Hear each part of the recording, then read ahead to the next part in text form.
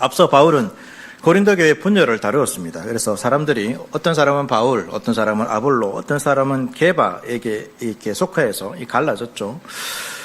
그런데 바울은 이 분열의 근본 원인이 단순히 인간관계의 문제가 아니라고 말합니다. 더 깊은 곳에 문제가 있습니다. 그것은 복음에 대해서 올바른 태도를 가지지 못하기 때문입니다. 복음을 하나의 어떤 세상의 철학이나 어떤 종교의 어떤 단순한 어떤 지식처럼 이렇게 생각했습니다. 그래서 사도들이 그 당시 헬라 문화 사이에서는 그냥 어떤 좀 특별한 지혜를 가르치는 그러한 선생으로 이렇게 여겼고, 그러한 비교 가운데서 이렇게 다투는 것이죠. 그래서 복음에 대한 확실한 분명한 일치된 그런 생각들이 없었기 때문에 이렇게 되는 것입니다. 그러나 교회의 문제는 결국은 복음에 관한 문제입니다. 우리가 복음에 대해서 잘 알지 못하고, 복음에 대해서 분명히 이것이 정말 우리가 붙들어야 되고 다른 것들을 의지하지 않아야 된다는 분명한 확신이 있을 때 교회는 한 마음과 한 뜻이 되어서 우리가 주님께 나아갈 수 있습니다. 그러나 여기에 다른 것들이 더 덧붙여지고 이것들을 판단하는 다른 기준들이 생긴다면 우리는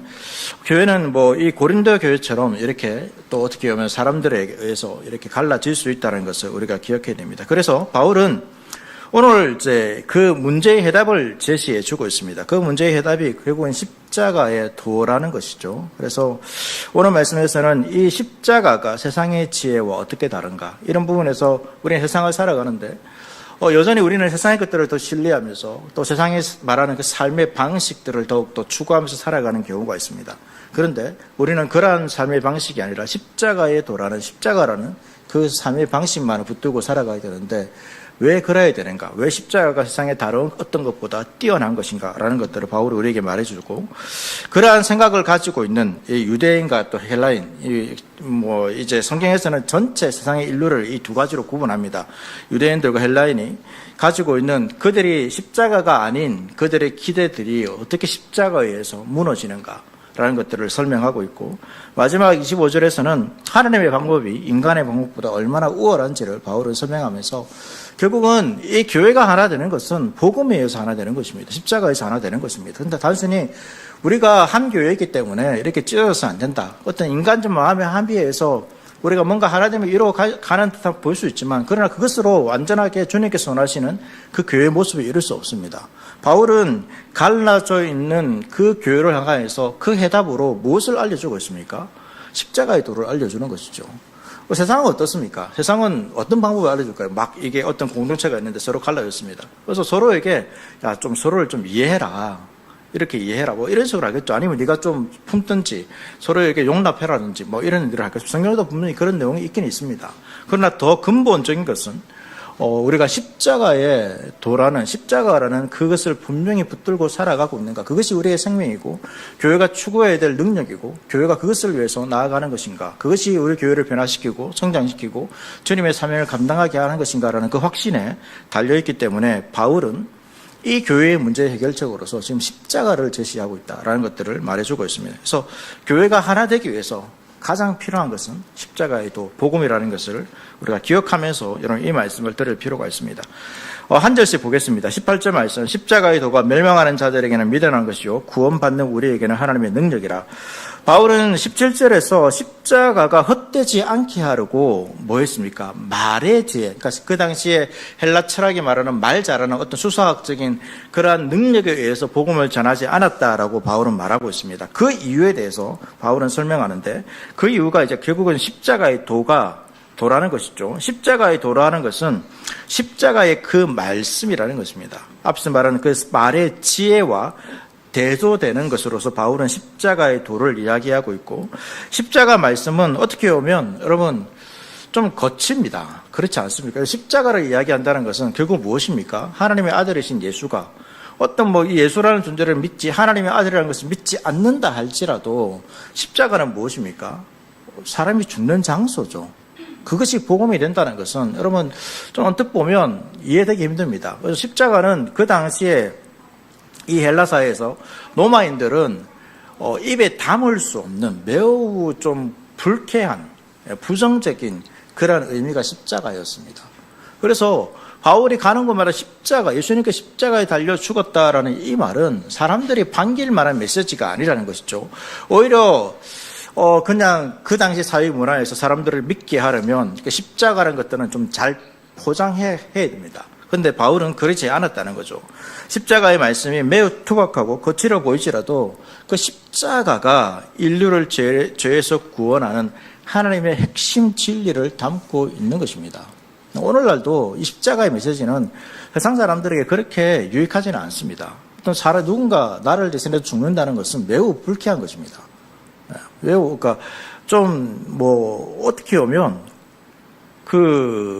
이 예수님을 한복제물이라고 성경에 표현하고 있는데 예수님을 그러니까 사람을 우리를 구원하기 위한 제사로 제물로 바친 것입니다. 사람이 제물이 된 것입니다. 흔히 말하는 인신제사를 드린 것이죠. 그러니까 이러한 표현이나 이런 것들이 그러니까 믿지 않은 사람들이 복음에 대해서 알지 못하는 사람들이 이러한 예수님의 십자가에서 죽으셨다, 제물이 되셨다라는 이러한 표현은 매우 거칠고 사람들이 반길 만한 그러한 메시지가 아닙니다. 그럼에도 불구하고 핵심 진리, 하나님의 우리를 구원하는 핵심 진리가 십자가에 담겨 있기 때문에 우리는 계속해서 십자가를 여전히 전하는 것이죠. 그래서 십자가는 인간이 구하는 어떤 도덕적 가르침이 아닙니다. 어떤 사람들을 더욱더 좀 나은 사람으로 발전시킬 수 있는, 또 어떤 사람들의 삶의 변화를 일으킬 만한 도전을 주는 그런 메시지는 아니라는 거죠. 그냥 십자가는 당신은 죄인이고, 당신은 죽을 수밖에 없지만 그 예수님께서 당신을 위해서 하나님의 아들로서 그 사람으로서 죽으셨다라는 그러한 사건의 메시지인 것입니다. 그런데 바울은 이 십자가에도 이 복음에 대한 반응을 기준으로 인류를 두 부류로 나눠버립니다. 멸망하는 자들과 구원을 받는 자들, 이 두 가지를 쓰고 있죠. 지금도 계속해서 이 십자가를 기준으로 여러분 세상은 두 종류의 사람밖에 없습니다. 십자가의 도를 따라가는, 그러니까 구원받은 자인가 아니면 멸망하는 자인가. 그것을 받아들이는 자들은 구원받는 자가 되는 것이고 그것을 받아들이지 않는 자들은 멸망하는 자들이고 지금도 그러한 구분들이 일어나고 있습니다. 십자가는 세상 모든 사람들을 이 두 그룹으로 나누는 하나의 기준이 되는 것입니다. 십자가를 믿느냐, 십자가를 받아들이지 않느냐라는 것이죠. 그런데 이 나눌 때에 이제 이 사람들의 평가가 나오죠. 똑같은 십자가 사건을 바라보는데 그 십자가에 대한 평가와 결과가 다릅니다. 어떻게 말하고 있습니까? 두 부류로 나누는데 멸망하는 자들에게 십자가는 무엇으로 보인다는 것입니까? 미련한 것입니다. 미련한 것. 그들의 눈에는 십자가는 어리석음 그 자체입니다. 그러니까 유대인들에게 뒤에 좀 더 설명해 주죠. 유대인들은 이 십자가는 예수님이 나무에 달려 죽었지 않습니까? 이 신명기 말씀에서 나무에 달려 죽은 자는 어떤 사람이냐면 하나님의 저주를 받은 사람입니다. 그래서 메시아가 하나님의 저주를 받아서 죽었다라는 것은 유대인들은 받아들일 수가 없죠. 어떻게 메시아가 우리를 구원하는데 하나님의 저주를 받아 죽을 수 있느냐. 실제로 예수님은 여러분 하나님의 저주를 받아 죽었습니다. 그렇기 때문에 그러니까 유대인들의 어떤 율법에 구약에 관한 지식으로는 그러니까 이 올바른 지식을 못 가진 것이죠. 분명히 그런 메시지가 있음에도 그들은 그것을 배제하고 그들이 원하는 메시아에 대한 어떤 상을 가지고 이렇게 가지고 있었기 때문에 이 십자가에 대한 메시지를 받아들일 수 없고 오히려 신성 모독처럼 이렇게 받아들였습니다. 그리고 다른 이제 유대인 아닌 헬라인들은 무엇을 추구합니까? 논리적이고 철학적인 어떤 이성적인 것들을 추구합니다. 그런데 만약에 이 예수님이 신이라면 신이 뭐 한 것입니까? 십자가에서 죽었습니다. 인간에 의해서 죽임을 당한 신을 여러분 믿을 수 있겠습니까? 말이 안 되죠. 그러니까 그 당시의 문화와 그 당시의 세계관으로서는 신이 인간에게 십자가에 죽는다. 그 신을 믿으면 구원받는다라는 것은 그러니까 그들은 뭔가 인간보다 뛰어나고 세상을 변화시킬 만한 능력 있는 그런 신을 추구하는 것이지 맞지 않습니다. 그러니까 이성적이지 않는 그러한 메시지이기 때문에 그들에게는 이 십자가가 뭐로 비치는 것입니까? 미련한 것입니다. 미련한 것입니다. 그러나 구원받은 우리에게는 십자가는 무엇입니까? 하나님의 능력입니다. 저와 여러분의 능력은 십자가입니다. 우리의 건강이 아니라 우리가 가지고 있는 재물이 아니라 우리의 직장이 아니라 우리가 가지고 소유하고 있는 것들이 아닙니다. 세상의 지혜도 아닙니다. 우리의 능력은 십자가입니다. 믿음의 눈으로 볼 때에만 이 십자가가 뭐로 보이게 되는 것이죠. 패배가 아니라 죄와 죽음의 권세를 깨뜨리신 하나님의 강력한 능력이라는 것입니다. 이 능력이 죄인을 어렵게 하고 거룩하게 변화시키시는 하나님의 능력입니다. 어떤 세상의 어떤 가르침, 지혜, 철학, 어떤 수사학들, 어떤 종교적인 경험들이 여러분 우리를 바꾸는 것이 아닙니다. 우리를 구원하고 우리를 더욱더 하나님을 닮아가게 하는 것은 무엇입니까? 십자가입니다. 십자가. 우리는 그 십자가의 복음을 믿을 때 십자가가 우리를 변화시키고 우리를 이끌어가는 능력이라는 그 확신을 가지고 살아야 되는 것입니다. 날마다 우리는 무엇을 붙들고 살아가는 거죠?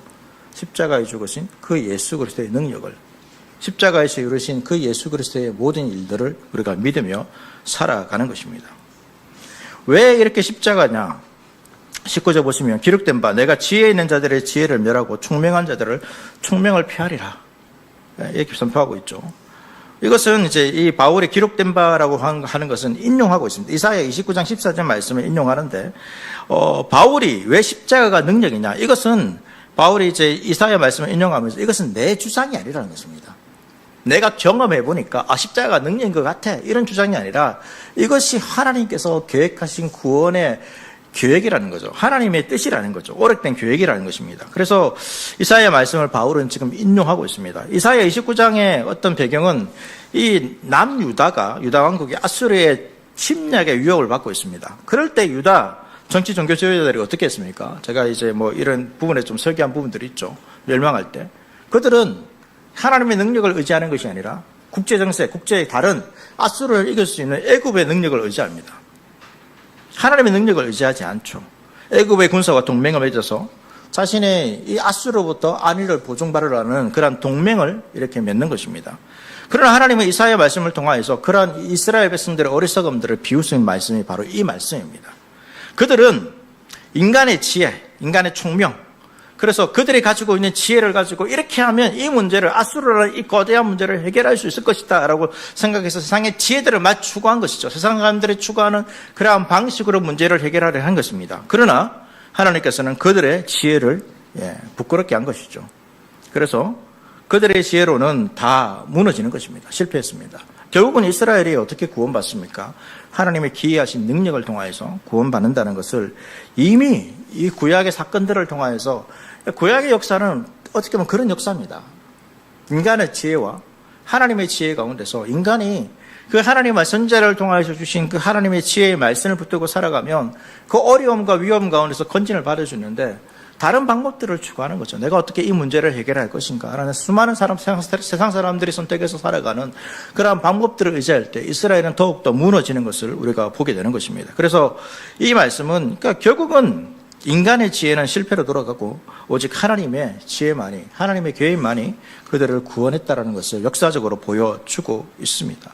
그러면서 바울은 이제 이 말씀을 인용하면서 마지막에 이 마지막 말씀을 마지막 단어를 조금 바꾸고 있습니다. 총명한 자들의 총명을 가리우고, 본래는 이제 이렇게 기록되어 있습니다. 그런데 바울은 그것을 인용하면서 가리우고라는 이 단어를 폐하리라라는 이 단어로 바꾸어 버립니다. 그래서 뭐냐면 단순히 가리워지는 것이 아니라 십자가를 통하여서, 그러니까 이전에는 아직 십자가가 나타나지 않았죠. 십자가를 통하여서 세상의 지혜를 완전히 폐기 처분하고 무효화시켰음을 지금 강력하게 바울이 선포하고 있습니다.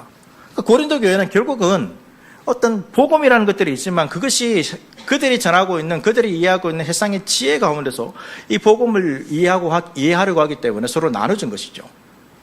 그래서 십자가는 그것을 완전히 폐기 처분했다는 것입니다. 교회는 그러한 것들을 의지해서 사람들을 판단하고 또 우리의 삶들을 변화시켜 가서는 안 된다는 것이고 우리의 능력으로 삼아서는 안 된다는 것입니다. 오직 순수하게 이 복음만은, 십자가만을 의지해야 된다. 왜? 십자가가 세상의 지혜를, 그 당시 사람들이 말하는 그 세상의 헬라의 철학과 수사학과 여러 가지 지혜들을 폐기했기 때문에 라는 것입니다.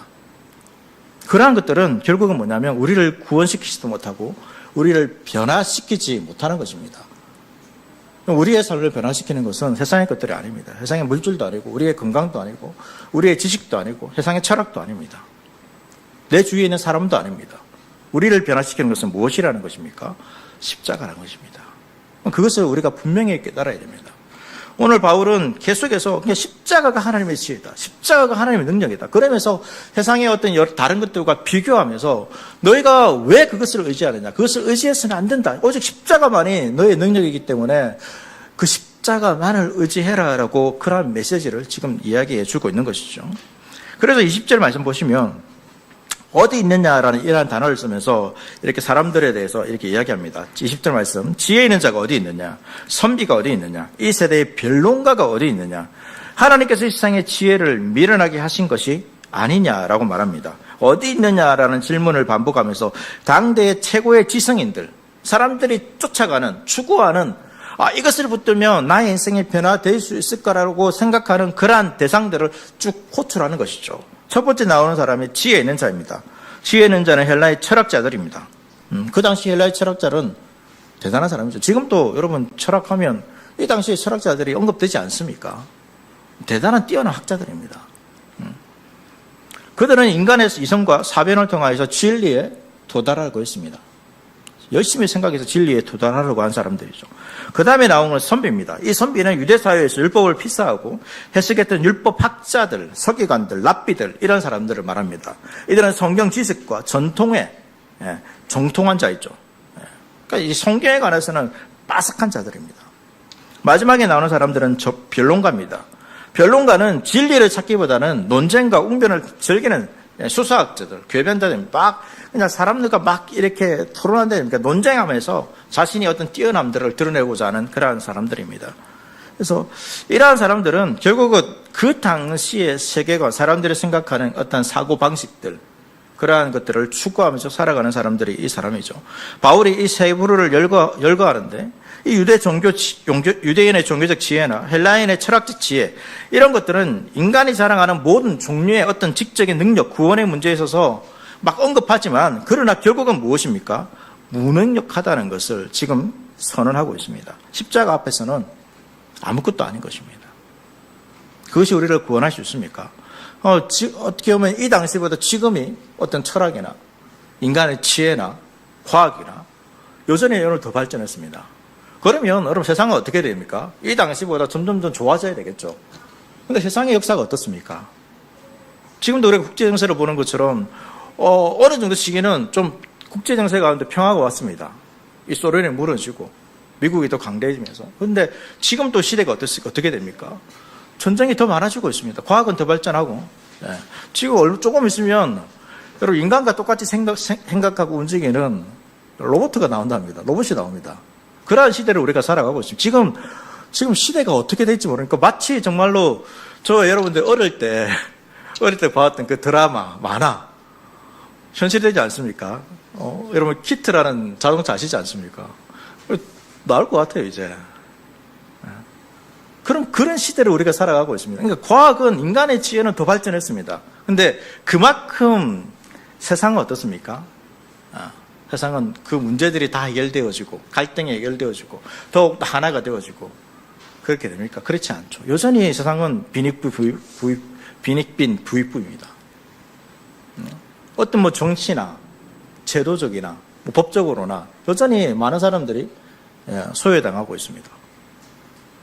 이상한 거 아닙니까? 결국 뭐냐면 인간이 추구했던 지혜와 능력으로는 세상을 구원할 수 없다는 것을 이미 역사적으로 우리는 보고 있습니다.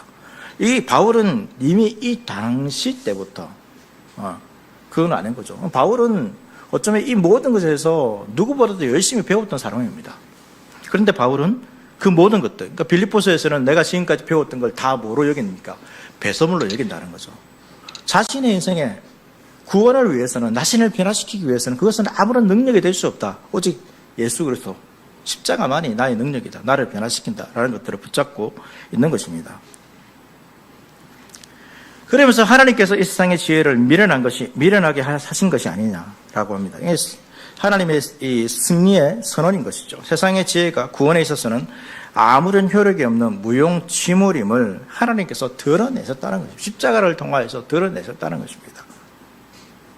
하나님은 세상에 미련하다고 조롱하는 십자가를 통하여서 구원을 이루신 것입니다. 그리고 그렇게 구원받은 사람들이 생겨났습니다. 반대로 세상의 고상한 지혜는 어떻습니까? 오히려 사람들을 더 피폐하게 만듭니다. 가진 자를 더욱더 부하게 만들 뿐입니다. 참된 복음이, 참된 평화가 그것을 통하여서 나타나지 않습니다. 21절 말씀입니다. 하나님의 지혜에 있어서는 이 세상이 자기 지혜로 하나님을 알지 못하므로 하나님께서 전도에 미련한 것으로 미련한 자들을 구원하시기를 기뻐하셨다. 보십시오. 이 세상의 자기 지혜로는 뭘 하지 못합니까? 하나님을 알 수 없습니다. 아무리 뛰어난 철학자도 종교 지도자도 자신의 이성과 노력만으로는 하나님께 도달할 수 없다라는 것입니다. 엄청난 지혜를 가지고 있고 엄청난 능력을 가지고 엄청난 부를 가지고 엄청난 지위에 올라간다 할지라도 결국은 그것으로 하나님을 알 수 없습니다. 왜 그렇습니까? 인간이 가진 지혜는 타락했기 때문입니다. 얼핏 어떤 신적 존재를 알 뿐이지만 그러나 그것으로 하나님이 어떠한 분이신지 그러한 지혜를 가지지 못합니다. 오히려 인간의 지혜가 쌓일수록 어떻게 되었습니까? 하나님을 대적하고 교만해졌습니다. 그래서 하나님은 인간이 자신의 지혜로 하나님께 도달하는 모든 시도를 거절할 것이죠. 이것을 가장 잘 보여주는 것이 창세기 10장에 나오는 바벨탑입니다. 바벨탑은 그 당시에 인간의 지혜로 하늘에 하나님께 도달하려고 하는 모든 것을 동원해서 시도했습니다. 그러나 결국은 하나님은 내려오셔야 됩니다. 아무리 인간이 하늘에 닿는 것처럼 보였다 할지라도 내려오셔야 됩니다. 아무리 인간이 하늘로 올라가고 로켓을 발사해서 우주로 간다 할지라도 결국 하나님은 내려올 수밖에 없습니다. 인간의 지혜로는 하나님을 깨달을 수가 없습니다. 그래서 하나님께서 택하신 방법이 있죠. 그 방법이 뭐라는 것입니까? 전도에 미련한 것으로 믿는 자들을 구원하기를 기뻐하셨다는 것입니다. 그러니까 전도에 미련한 것, 전도 자체가 어떻게 미련한 것은 아니지만 왜 미련하다고 표현하고 있냐면 세상 사람들이 보기에는 십자가 복음을 전하는 것이 미련한 것처럼 보이기 때문입니다. 그 당시에 철학적 어떤 깊이 그런 것도 없고 논리적 설득도 없습니다. 그냥 십자가를 설명하면서 부활을 설명하면서 여러분 논리적으로 사람들을 설득할 수 있겠습니까? 성경에서 몇 가지 증거들을 제시는 할 수 있지만 결국은 그것은 인간의 이상을 벗어나는 것입니다. 십자가에 죽으신 분이 하나님의 아들이시고 십자가에 죽으신 분이 우리의 모든 죄를 대신 주고 하나님의 저주를 받아 십자가에 죽으셨고 3일 만에 부활하셨고 승천하셨다는 그 사실들을 여러분 사람들이 이성적으로 받아들일 수 있겠습니까? 그런데 복음은 무엇입니까? 그것을 이야기하는 것이죠. 그러한 내용을 이야기하기 때문에 뭐 어떤 논리적인 철학적인 인간의 이상으로 봤을 때는 정말 말이 안 되는 것입니다. 그런데 하나님은 이 방법을 택하신 것이죠. 이 방법으로 사람들을 구원하신 것입니다. 왜 그렇습니까? 인간의 교만을 꺾고 하나님만을 의지하기 위해서입니다. 자신의 지혜로, 자신의 능력으로, 자신의 경험으로 하나님을 아는 것이 아니라 정말로 하나님의 은혜가 아니고서는 믿을 수밖에 없는 그 방법을 하나님께서 택하신 것이죠.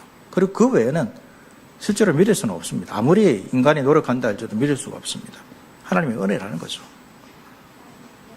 22절 말씀 보시면 유대인은 표적을 구하고 헬라인은 지혜를 찾으나 되어 있습니다.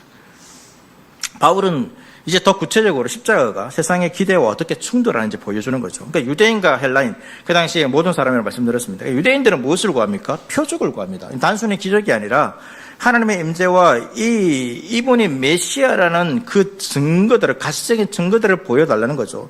실제로 유대인들은 예수님에게 계속해서 마지막까지 표적을 요구했습니다. 이미 표적을 보여주셨음에도 더 다른 표적을 요구했습니다.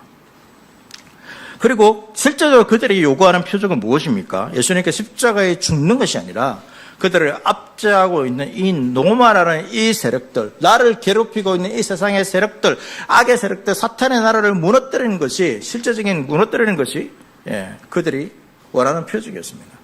근데 예수님께서 마지막에 뭐라고 그런 거죠? 자신의 마지막 표적이 십자가인 거죠. 그래서 다른 것입니다. 기대가 다른 것입니다. 우리도 여러분 그럴 수 있죠. 하나님께 여러분 기대하는 게 무엇입니까? 우리도 어떻게 보면 표적을 구하는 자가 될 수 있습니다. 근데 그 표적을 구하는데 예수님께서 보여주신 표적을 받아들인 것이 아니라 내가 원하는 표적을 구하는 것이죠. 어떤 내가 하는 일들이, 나의 자녀들이, 나의 삶의 문제들이 이런 게 해결되면 당신이 메시아시군요. 이렇게 하는 겁니다. 그런데 여러분 그러한 삶의 문제들이라는 것이 어떻습니까? 그 순간은 해결될 수 있지만 또 어떻게 되죠? 우리를 괴롭히죠. 죽을 때까지 어떻게 보면 이 삶의 문제는 죽음도 그렇죠. 죽음의 문제는 우리를 괴롭힙니다. 근데 예수님이 이미 보여주셨습니다. 십자가를 통하여서. 그러니까 그 모든 표적에 대한 어떤 결과가 십자가인데, 십자가의 의미를 알고 십자가를 알면 나의 삶의 모든 문제가 십자가에 의해서 다 해결되었음을, 죽음이 해결되었음을 우리가 볼 수 있는데, 유대인들은 그런 것이 아니라 자신이 기대하는 그 메시아 표적을 구했던 것입니다. 십자가는 전혀 그들이 원하는 표적과는 다르다는 것이죠. 우리도 그렇게 될 수 있다는 것입니다. 예수 그리스도의 믿는데 십자가가 아니라, 십자가 내가 부정하는 것은 아닌데 십자가가 아니라 다른 능력을 보여주십시오. 어떻게 보면 하나님께서 예수 그리스도를 통하여서 우리에게 행하시는 그 모든 표적들은 다 했습니다. 남은 표적은 하나밖에 없습니다. 주님 다시 오시는 것이죠. 주님께서 우리의 이 땅을 살아갈 때 어떤 어려움들을 도와주는 것들은 한 표적 같은 것이 아니라, 그러니까 우리의 삶이 흔들리지 않을 수 있도록, 우리가 무너지지 않을 수 있도록 베푸시는 그냥 은혜와 긍휼입니다. 그것을 십자가를 통하여서 더욱더 십자가를 바라보게 하고 십자가를 통해서 이미 이겼다는 것을 우리가 경험하게 하기 위해서 주님께서 보여주시는 사건들이라는 거죠. 그래서 우리는 십자가를 바라보고 다른 표적을 구하는 것이 아니라 오히려 주님께서 이 모든 나의 삶의 문제와 나의 죽음과 나의 인생에 대해서 다 완성하셨다는 것을 분명히 믿어야 됩니다.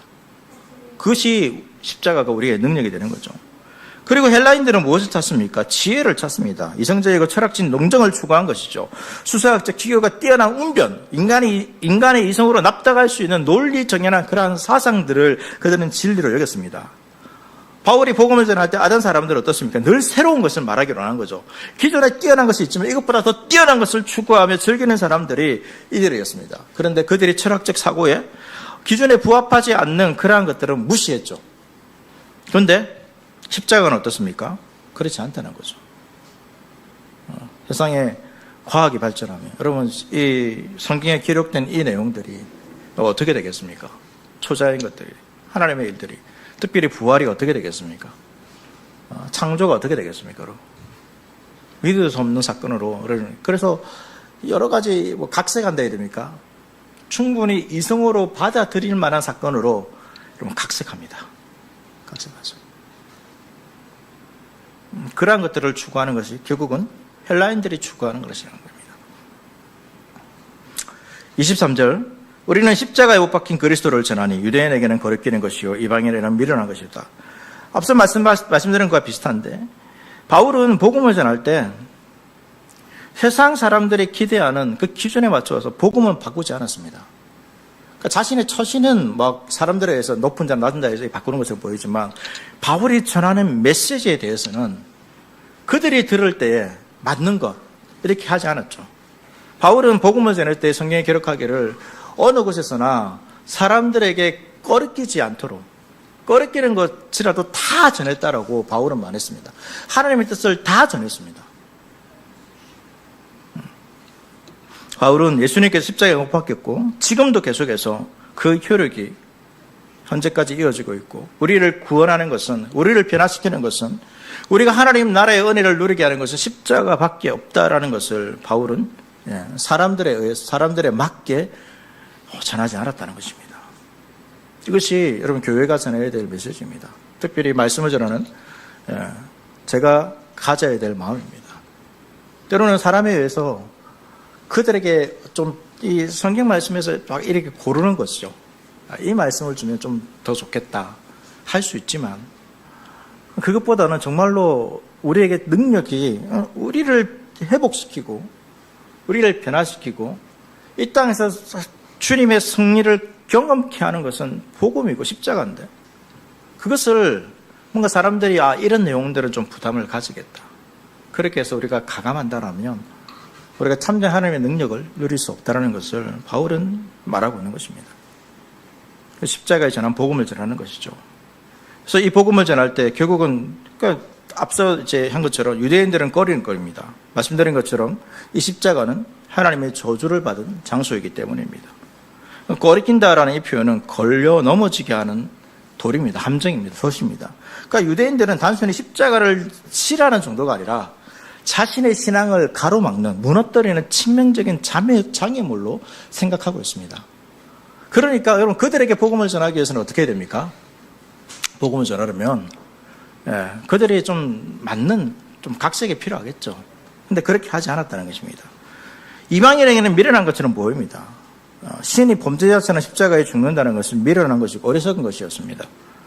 헬라인들이 추구하는 생각하는 신은 고통을 느끼지 않는 초연함, 그러니까 초자연적인 그런 능력이 있는 거죠. 신이 인간에 대해 고통을 느끼고 죽는다는 것은 그들의 신간으로는 불가능하고 조롱거리였습니다. 십자가의 처형, 노예, 반역, 흉악한 범죄자들에게만 가해지는 가장 수치스럽고 혐오스러운 형벌이었습니다. 그래서 로마 사회는 십자가라는 단어조차도 입에 담지 않았는데 그렇게 예수님께서 구세주로서 십자가에 죽었다는 것을 믿을 수가 없는 것이죠. 말이 안 되는 것입니다.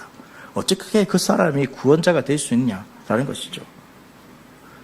그래서 여러분 이런 사고를 가지고 보면 이런 유대인이나 헬라인, 바울이 이제 결국 복음을 전하는 사람들은 유대인이고 헬라인입니다. 처음에 이제 유대 회당에 들어가서 복음을 전했고 받아들이지 않으니까 이제 이방인들에게 헬라인들에게 복음을 전한 것이죠. 그 세상 사람들의 기준이 이거라면 여러분 복음을 전하려면 어떻게 해야 됩니까? 이렇게 전하면 복음이 전해지겠습니까? 믿는 사람들이 생기겠습니까? 생길 수가 없죠. 그런데 믿는 사람들이 생긴다는 것입니다. 왜 그렇습니까? 24절 보시면 오직 부르심을 입은 자들에게는 유대인이나 헬라인이나 상관없이 유대인에 상관없이 그리스도는 하나님의 능력이요 하나님의 지혜입니다. 오직 부르심을 입은 자들에게 오직 부르심을 입은 자들이 하나님 택하신 자들이죠. 그들이 죽게 나올 때에 무엇을 듣고 나오느냐? 십자가에 유대인들이 거리끼고 헬라 사람들이 미련하다고 말하는 그 복음을 듣고 나온다는 것입니다. 그래서 우리는 복음을 전할 때에 사람에게 맞출 필요가 없다는 것입니다. 교회가 말씀을 전할 때에 여러분 결국은 사람의 어떤 입장에 맞추는 것이 아니라 하나님께서 그들이 은혜 가운데 변화시키고 또 그 말씀에 반응케 한다는 그 사실을 믿고 순수한 복음을 전하기를 애써야 하는 것입니다. 결국은 이 사람들은 누굽니까? 성령의 역사로 말미암아 복음에 반응하고 획심한 자들입니다. 그럼 믿지 않은 사람들, 이러한 부르심이 없는 자들에게는 미련하고 꺼리키는 것이 있지만 하나님의 부르심이 있으면 그들이 눈이 열리게 되고 세상 사람들이 졸아가는 그 십자가 안으로 들어와서 하나님의 백성이 되는, 새롭게 되는 놀라운 역사가 일어나는 것입니다. 우리에게 그런 일이 일어난 것이죠. 우리가 왜 복음을 무시하지 않습니까? 어떻게 보면 말이 안 되는, 신자가 복음을 믿고 살아가는 것, 세상 사람들이 여러분, 너 왜 그렇게 살아가냐? 이렇게 말하는 것이 여러분 당연합니다. 우리의 삶이 세상 사람들에게는 미련하게 보이는 것이 당연합니다. 왜 우리의 삶은 예수 믿는 사람들, 좀 세상 사람들에게 세련돼 보이지 않을까? 뭔가 대단한 것을 믿는 것처럼 보이지 않을까? 왜 우리가 믿는 것이 대단한 능력이 있는 것처럼 비춰지지 않을까? 그것이 당연한 것입니다. 그렇게 비춰질 수가 없는 것입니다. 믿지 않은 자들, 부르심을 입지 않은 자들에게는 꺼리끼는 것이고 미련한 것입니다. 그러나 믿는 우리에게는 어떻다는 것이죠? 그렇지 않다는 거죠. 그런데 우리가 믿지만 때로는 세상에 그러한 사람들의 영향을 받을 수 있습니다. 그래서 우리 또한 그들에게 휩쓸려서 정말로 십자가를 통한 십자가가 그렇지 않음에도 때로는 꺼리끼는 것으로 미련한 것으로 그렇게 될 수 있다는 것을 우리 자신을 돌아볼 필요가 있습니다. 어떻게 보면 고린도 교회에 나온 사람들이 그런 것이죠. 이것을 이렇게 좀 포장하면 더 괜찮은 메시지가 되겠구나.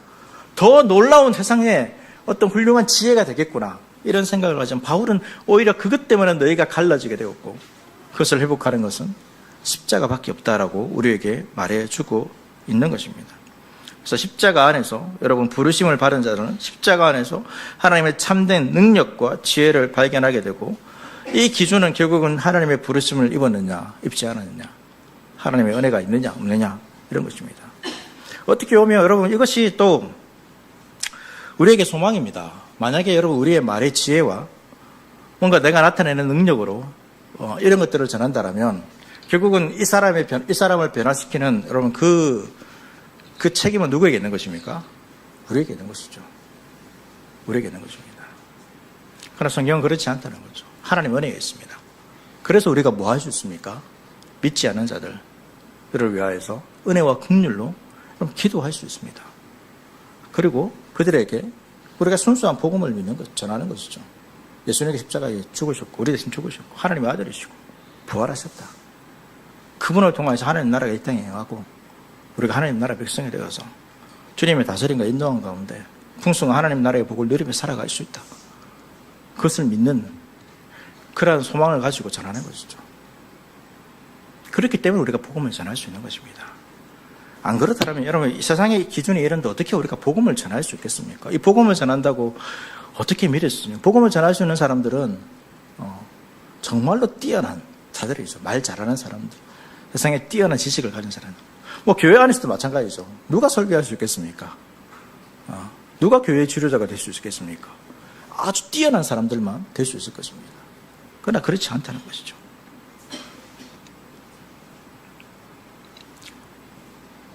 그래서 그리스도는 하나님의 능력이요 하나님의 지혜라는 것을 우리가 분명하게 여러분 믿어야 됩니다. 25절 마지막 말씀입니다.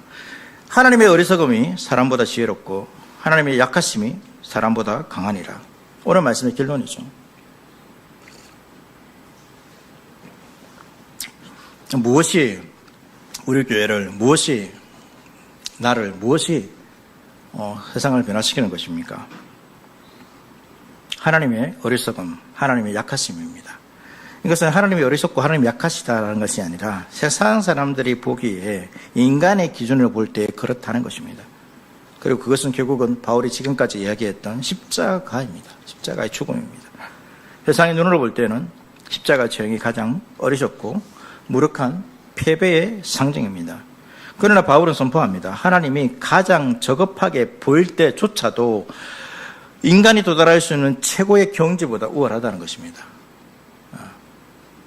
인간이 아무리 철학과 어떤 논리를 동원해서 죄와 구원의 문제를 이야기한다 하더라도, 세상의 문제를 이야기한다 하더라도 여러분 결국 해결할 수 없습니다. 우리 개인의 삶의 문제조차도 해결할 수 없습니다. 오히려 인간의 지혜는 이 피조 세계의 한계에 갇혀 있습니다. 그러나 십자가는 어떻습니까? 십자가는 이 피조 세계가 아니라 인간의 이성으로 이해할 수 없는 방식, 미련해 보이는 방식이지만 하나님이 이 방법을 통해서 인류를 구원하셨습니다. 오직 구원의 길은 십자가 외에는 없습니다. 인간의 가장 뛰어난 지혜로도 흉내낼 수 없는 것이 십자가이고 하나님의 탁월한 지혜입니다. 인간이 가진 군사력, 정치력, 부, 권세, 이 모든 것들은 이런 죽음 앞에서 무력합니다. 인간은 자신의 힘으로 죽음의 문제도 해결할 수 없습니다. 그러나 십자가는 겉으로 보기에는 죽음이지만 그러나 그 죽음을 이기신 하나님의 능력입니다. 죽음을 이겼기 때문에 가장 강력한 세력을 이겼습니다. 우리 인생의 모든 것에 이기는 승리의 능력이 십자가라는 것을 여러분 믿고 붙드시기를 바랍니다. 하나님의 약하심이 인간의 그 어떤 강함보다 좀 강력합니다. 그래서 내가 약하더라도 그 하나님을 의지하는 것이죠. 하나님을 의지하는 것입니다. 그래서 그 하나님의 강함이 우리를 회복하는 것입니다. 말씀을 정리하겠습니다. 오늘 우리는 십자가의 도가 세상의 지혜와 어떻게 다른지를 보았습니다. 우리는 세상 속에 살아갑니다. 여전히 세상의 지혜가 우리의 삶들을 우리가 알게 모르게 여러분 이렇게 삶의 방향으로 걸어갈 때가 있습니다. 내가 이렇게 선택하고 결정하고 생각하는 이런 것들이 이 말씀이 아니라 내가 지금까지 살아왔던 삶의 경험들, 세상의 지혜와 세상의 도가 우리의 삶의 어떤 기준이 될 수도 있습니다. 세상의 표적과 지혜, 이것은 하나님께서 보여주신 것보다 우리 세상 사람들은 뛰어난 것처럼 보이지만 그렇지 않다는 것을 우리가 분명히 보았습니다. 세상에 미련하다고 조롱하는 그 십자가가 하나님의 능력이고 하나님의 지혜입니다. 교회는 무엇을 말하는 것이 되어야 됩니까? 십자가와 복음을 말하는 것이 되어야 됩니다. 우리의 자녀들에게 능력이 무엇입니까, 여러분? 교회를 다님에도 우리는 십자가 복음보다 세상에서 어떻게 성공할 것인가, 세상에서 어떻게 좋은 직장을 가질 것인가, 어떻게 하면 더 많은 돈을 가질 것인가, 편안한 삶을 살 것인가, 세상이 말하는 그러한 기준을 혹시나 더 많이 우리의 자녀들에게 가르치고 있지 않습니까? 그럼 그 자녀들은 그것이 자신의 능력이라 생각합니다. 그걸 비교하는 것이죠. 세상 사람과 비교했을 때 나는 약하다, 나는 연약하다 이렇게 생각합니다. 그러나 여러분 믿는 자들은 세상의 그 어떤 믿지 않는 자들보다 강한 자들입니다. 왜 그렇습니까? 하나님의 능력, 십자가의 도를 가졌기 때문입니다. 우리의 자녀들을 강하게 자라게 하기 위해서는 무엇을 가르쳐야 됩니까? 십자가의 도를 가르쳐야 됩니다. 십자가라는 거죠. 그 안에서 우리가 다른 주님께서 원하시는 삶의 방향들을 우리가 알려주는 것이지 십자가를 배제 않죠.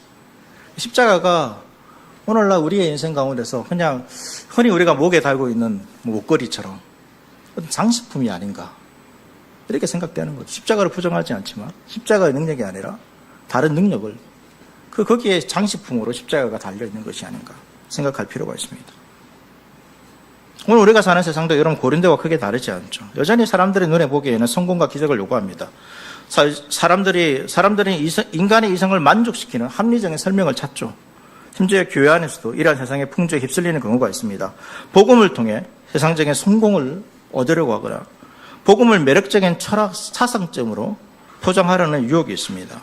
그러나 바울이 선포합니다. 인간의 지혜로는 하나님이 알 수 없다고. 하나님께서 이 세상의 지혜를 미련하게 하셨다라고 말씀하고 있습니다. 우리는 세상의 기준에 주눅들거나 그 세상의 기준을 여러분 동경해서는 안 됩니다. 세상이 미련하다고 조롱하는 십자가 복음만이 유일한 진리임을, 우리의 능력임을 확신해야 합니다. 그래서 어떻게 하면 연약한 자들, 힘든 자들에게 여러분 무엇을 알려줘야 됩니까? 세상에서 그 어려움들을 어떻게 이겨나갈 것인가라는 세상의 지혜들을 알려주는 것이 아니라 가장 우리가 신자라면, 교회라면 십자가의 도를 알려주는 것입니다. 십자가가 모든 것을 이겼습니다. 그래서 십자가는 여러분 우리에게 새로운 눈을 열어주는 거죠. 세상은 능력 있는 자, 그것을 큰일 해나가는 사람처럼 우리가 생각하고 그것을 쫓아가게 만들지만 십자가는 아닙니다. 십자가는 예수님께서 십자가에 죽었습니다. 성령과 희생, 고난 그런 것들을 보여주고 있습니다. 십자가는 겉보기에는 철저한 무능과 패배 같아 보이지만 그것이 죄와 죽음을 이기는 하나님의 강력한 방법이라는 것을 우리에게 보여주는 거죠. 그리고 십자가가 결국은 우리의 자랑을 멈추게 합니다. 우리는 때로 나의 구원이 나의 지혜나 선택 또는 종교적인 열심의 결과로 착각할 때가 있습니다. 그러나 십자가는 모든 인간의 가능성과 노력이 구원에 있어서 무력함을 폭로하고 있습니다. 구원은 전적으로 무엇입니까? 하나님 은혜의 선물입니다. 하나님께서 우리를 택하지 않으셨고 부르지 않았다면 우리는 여전히 십자가는 미련한 것이고 거리끼는 것입니다. 하나님께서 우리를 택하셔서 그 십자가에 담긴 하나님의 구원의 놀라운 역사를 보게 하셨기 때문에 우리가 깨닫고 그것을 믿게 된 것입니다. 그래서 우리가 유일하게 자랑해야 될 것은 이 십자가와 예수 그리스도입니다. 세상은 여전히 우리가 자랑하는 십자가를 비웃을 것입니다. 그리고 세상은 여전히 우리에게 믿는 자의 표적을 보여달라고 할 것입니다. 더 그럴듯한 정말로 자신의 이성을 설득할 수 있는 논리적인 어떤 말들을 해달라고 우리에게 요구할 것입니다. 그러나 우리는 그 가운데서 흔들리지 말아야 됩니다. 십자가에 못 박히신 예수 그리스도가 있습니다. 그분을 보여주는 것입니다. 그분을 보여줄 때 하나님의 택하신 자가 그 눈을 열어 십자가가 하나님의 지혜이고 능력이라는 것을 보게 될 것입니다. 믿으십시오. 하나님의 어리석음이 사람보다 지혜롭고 하나님의 약하심이 사람보다 강합니다. 이 십자가의 복음을 붙들고 우리가 이 땅을 살아가고 누군가 비교하는 것이 아니라 우리가 참된 하나님의 지혜와 능력을 가졌다. 그 자부심 안에서 이 땅을 살아갈 수 있는 저와 여러분 될 수 있기를 축복합니다.